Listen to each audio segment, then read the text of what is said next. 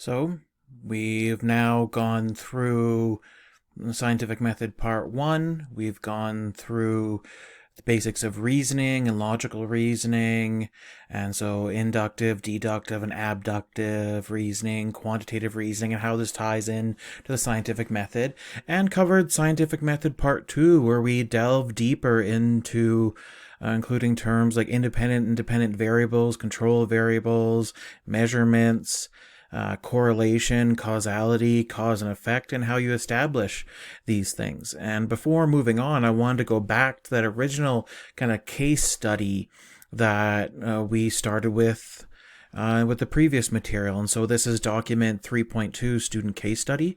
And as a reminder, this is not a perfectly written case study. This is to be imagined as if this is someone who is a couple years or like more younger than you, less experienced in the actual field.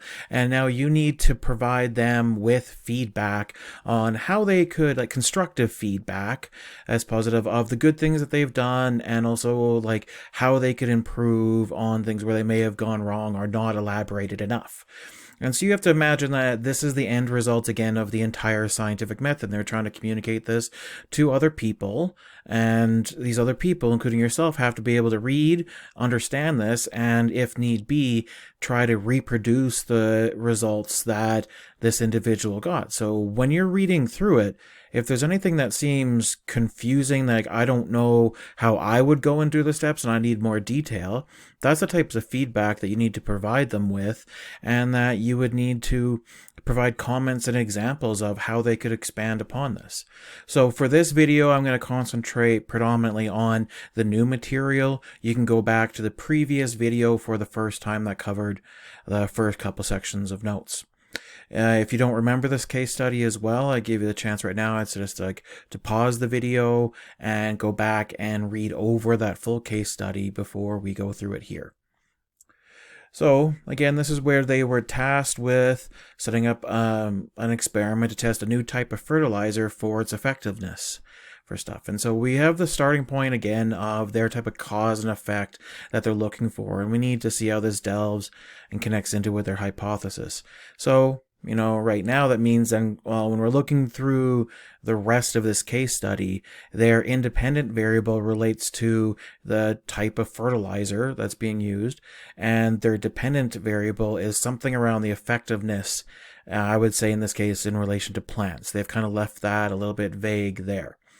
They then have gone on to again with their hypothesis where they've said if the new fertilizer is added to the soil before planting the seeds, the corn will be sweeter.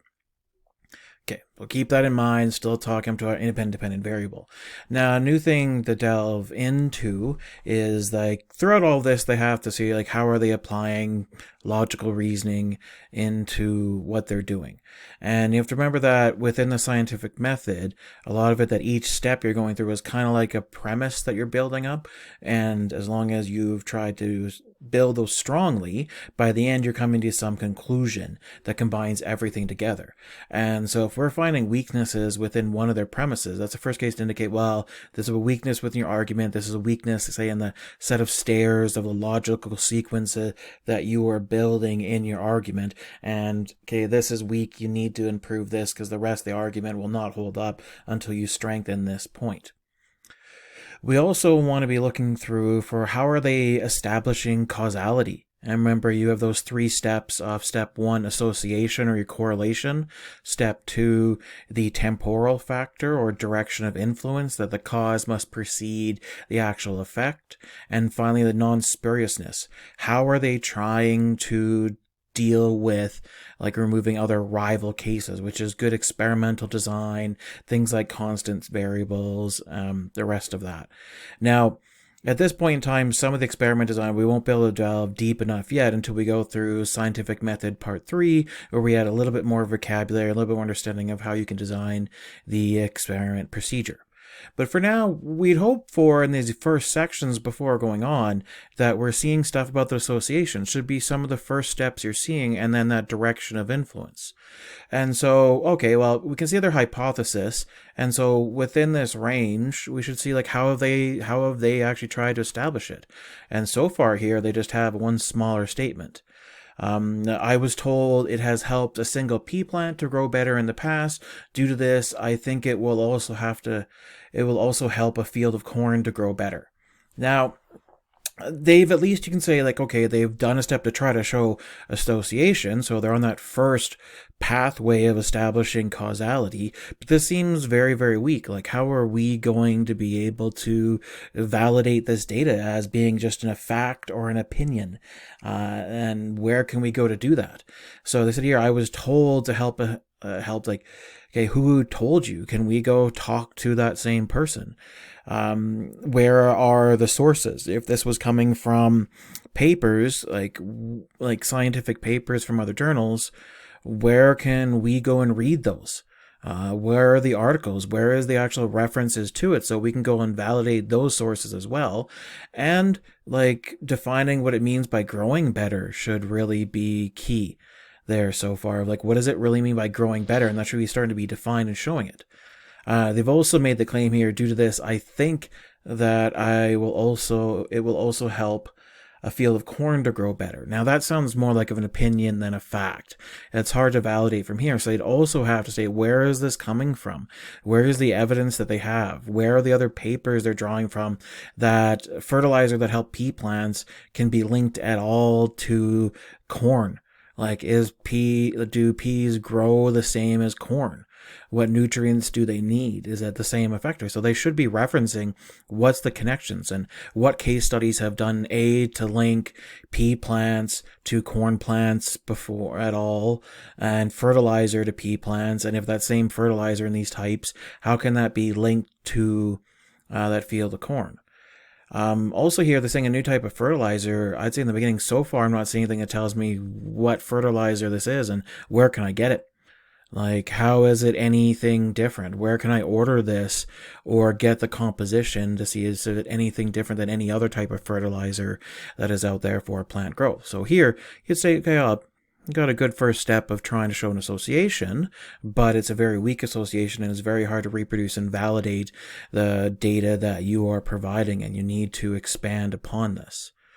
And then tying into this, we go in now, well, they've been talking a lot about to grow better, but they now start talking about like fertilizer like connected to like the sweetness of corn.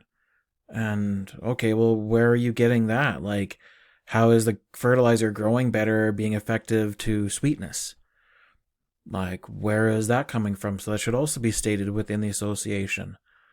And looking at their hypothesis, you have to remember that we have to be able to see the cause and effect in it. And see, like, okay, and your independent variable, dependent variable.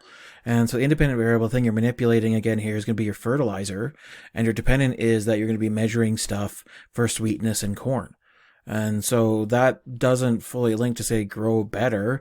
They should now say, well, if the fertilizer helped the pea plant grow better and be sweeter, how does that also then link to corn growing better?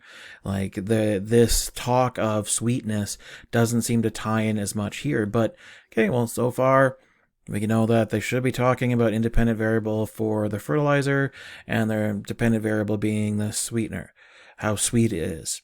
And when we look at the rest of this now, we have to take into account, well, that has to be a measurable thing.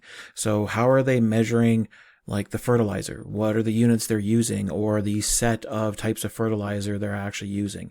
And for sweetness, they also should be talking about what are the units. It's not a standard one that everyone knows, but we have to validate and see what is out there for measuring sweetness. And there are ways of measuring sweetness within products. And so they should also be stating that, maybe even part of their association earlier on, and saying how they're going to measure that. And so that you know how to, that you can look up that same process, get the same tools, and be able to begin doing that kind of measurements. Because if it's not a presumed thing that's known within the community or that field. So we want to continue on, and now a lot of the rest of this is going to be the experiment procedure and the write-up, because it comes before they actually go into the data and then the analysis that comes here. And so some of this we won't be able to delve into too deep yet, but we just want to look through for some minor things of how are they dealing with this. and also to deal with that second step of establishing causalities, that temporal factor. Now, this is one where they've not mentioned anything exactly, but it's kind of an implied one because you have to add fertilizer, plant the actual seed, and then let it grow. And so this is just a linear time thing that's coming to play. So it's not something that has to be established or set up to say that there is anything difference, that the cause can't come before the effect, because we don't have the plant growth. Like if it's a plant, you're adding fertilizer, then seeing how it actually grows. So this is more in that logical sense and does need to be stated. So it's still okay here. We can state that to them to make this clear that they still have dealt with that temporal factor because it's assumed beforehand, because maybe they know that or don't know that, so we should provide them with that comment. After this, we need to deal with the non-spuriousness so that there's no other possible cases that are coming up. And again, that comes with the experiment design, but some of the things we can start looking for is how have they controlled the scenario, like when they're planting and doing stuff, how they show that there's anything different that's going on with the new fertilizer, and how have they controlled things that could also affect growth.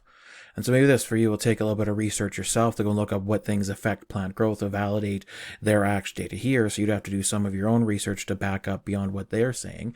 But you have to see, well, what have they included within here? And even it would be nice if they included some stuff earlier on for the actual references.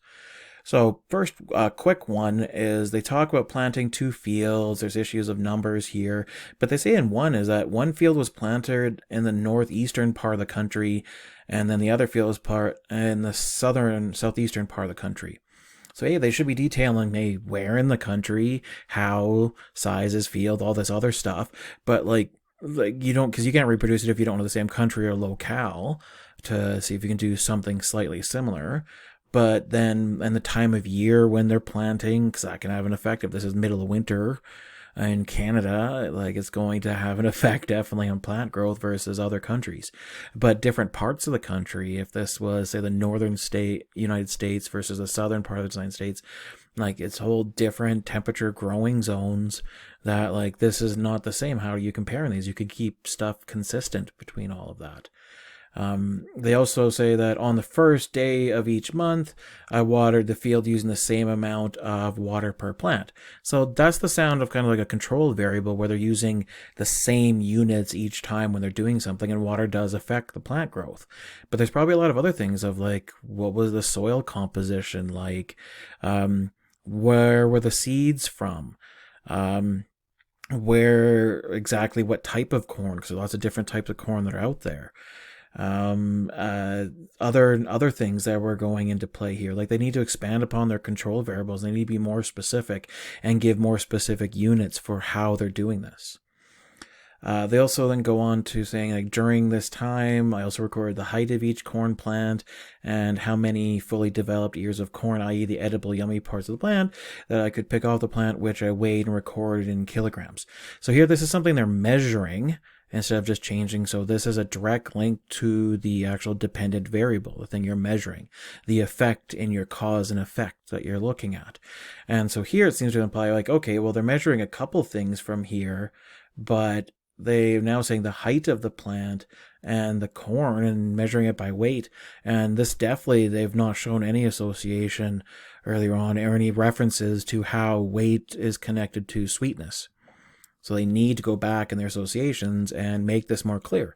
And again, if you wouldn't know how that connects, you need to, like, this is unclear. You need to give more evidence of how this connects to sweetness, or change your hypothesis, and that you're not actually looking at sweetness, you're looking at production weight of these. And height, they didn't measure exactly height in describing how they measured that height, if that's not a standard way to like measure these things so you can reproduce it yourself.